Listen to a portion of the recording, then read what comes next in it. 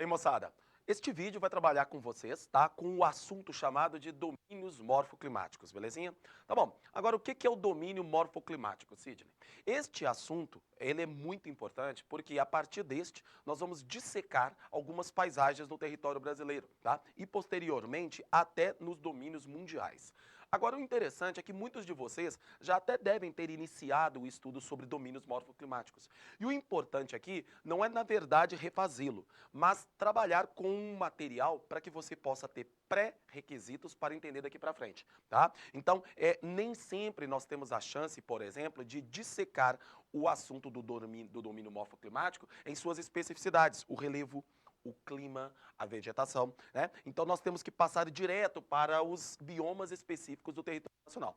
Então a ideia aqui é a gente trabalhar com um vídeo para que você possa ter uma visão global do que é domínio, as diferenças entre domínio, bioma e vegetação, e para que nós possamos iniciar, né, a caracterização de cada um dos domínios brasileiros, beleza?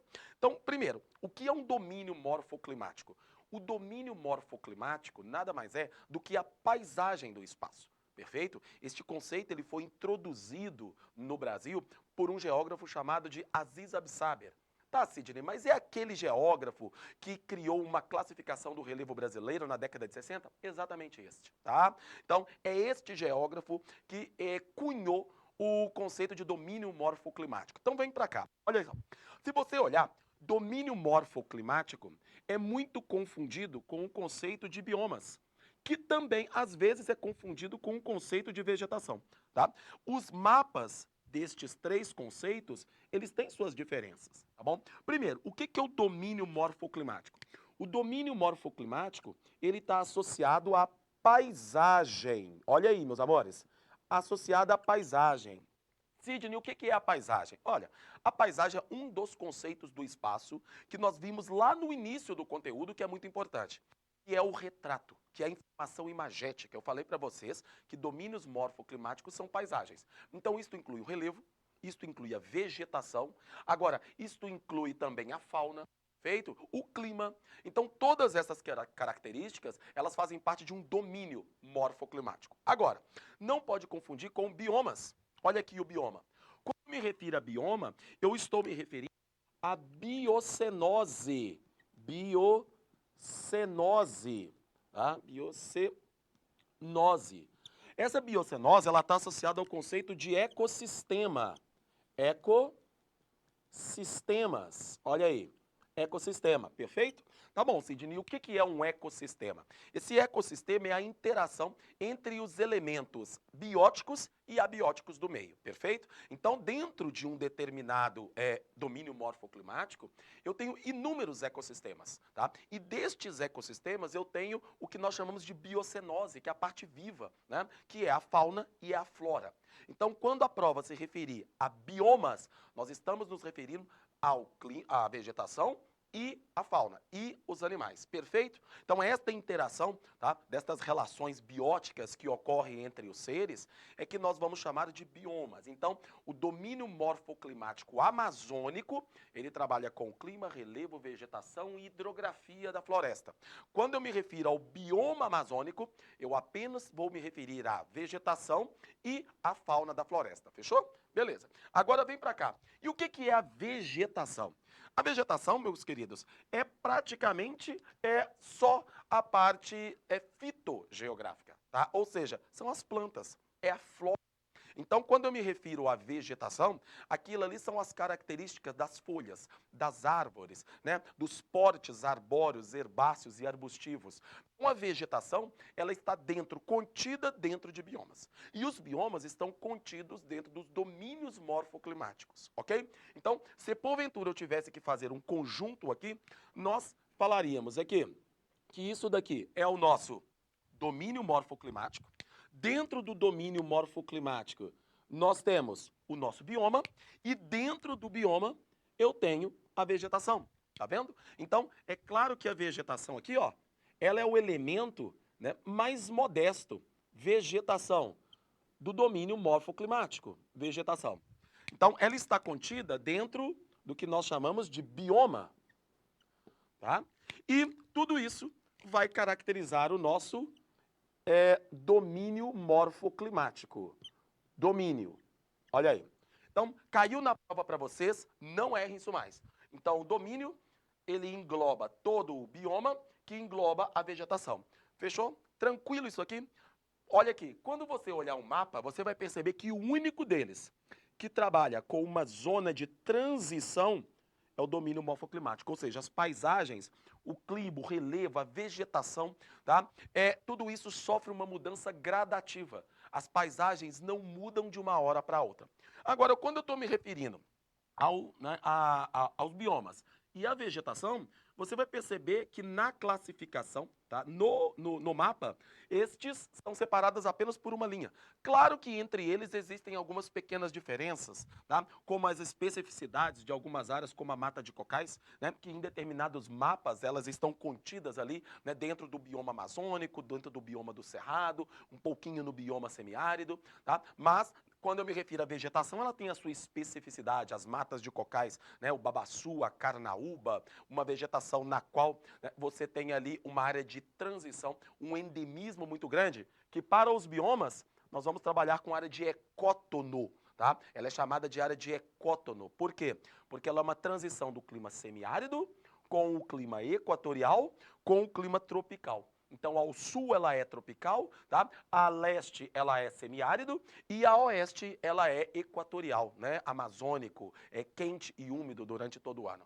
Perfeito? Então, a primeira coisa que eu quero que vocês entendam para você começar a trabalhar com domínios morfoclimáticos é esta diferença.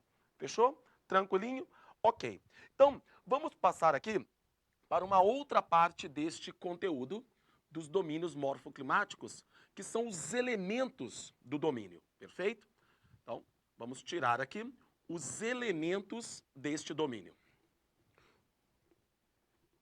Olha só, no caso brasileiro, nós temos que primeiro colocar o quê? A base, tá? Que é o biótopo do domínio morfoclimático, perfeito? Que é a base, o relevo. Então vocês vão ver muitas referências nas aulas em relação ao tipo de relevo. Se ele é planalto, se ele é uma planície, se ele é uma depressão, perfeito? Então, se ele é sedimentar, se ele é cristalino, se ele é antigo, se ele é recente. Nós vamos ver isso também em geografia geral, que é a geologia, né? Que são os aspectos geológicos do espaço. Tá? Mas, por enquanto, eu preciso que vocês tenham uma ideia do que é necessariamente, né, do que são essas estruturas. As estruturas cristalinas, as estruturas sedimentares, perfeito? Vamos recorrer de novo ao Saber para eu trabalhar com o relevo brasileiro. Claro que eu vou dar, né, uma pincelada no que diz respeito ao relevo segundo Jurandir Ross, que é muito importante por conta do conceito de depressão. Então, vem para cá. Então, quais são os elementos? Tá? Então, aqui, ó, os elementos. Quais são os elementos dos domínios?